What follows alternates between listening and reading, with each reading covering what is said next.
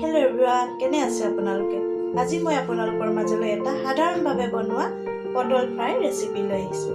আহকচোন মোৰ ভিডিঅ'টোৰ মাজলৈ। হেল্ল' এভৰিৱান, মই ৰশ্মি। আজি মই আপোনালোকৰ মাজলৈ এটা পটল ফ্ৰাই ৰেচিপি লৈ আহিছোঁ।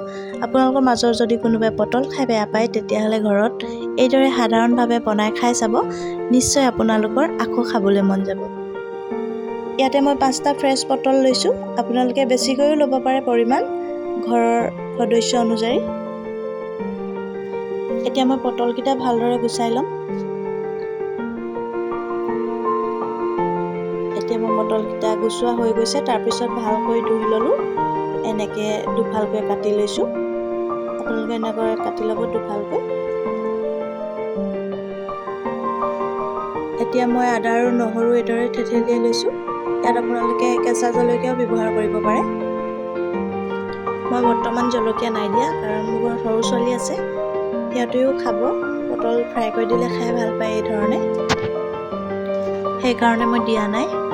এতিয়া মই এখন পেনত মিঠাতেল দিছোঁ। ভালকৈ গৰম হোৱাৰ পিছত তেলখিনি মই পটলখিনি এইদৰে কেৰাহীত দি দিছোঁ।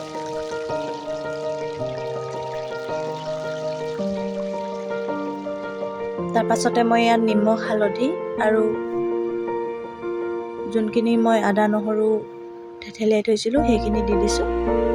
ইয়াতে অকণমান জ্বলা হ'লে খাবলৈ বেছি ভাল লাগে, কেঁচা জলকীয়াটো দিব পাৰিলে ভাল হয়, কিন্তু ইহঁতি খাব নোৱাৰাৰ কাৰণে মই দিয়া নাই।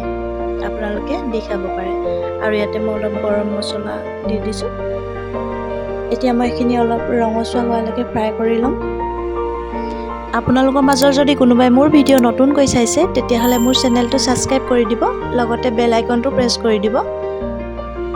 মই এইদৰে ঘৰত কিদৰে সাধাৰণভাৱে থলুৱা খাদ্য বনাওঁ আপোনালোকে মোৰ ভিডিঅ' চাবলৈ পাব আৰু নটিফিকেশ্যনটো আপোনালোকলৈ প্ৰথমেই যাব। এয়া মোৰ য়ামি পটল ফ্ৰাই ৰেডি। আপোনালোকে কিন্তু ঘৰত ট্ৰাই কৰিবলৈ নাপাহৰিব। এবাৰ খালে আৰু ঘৰত সৰু ল'ৰা ছোৱালীক খোৱালে আকৌ বনাবলৈ নিশ্চয় ক'ব। মোৰ ভিডিঅ'টো ইমানেই আছিলে।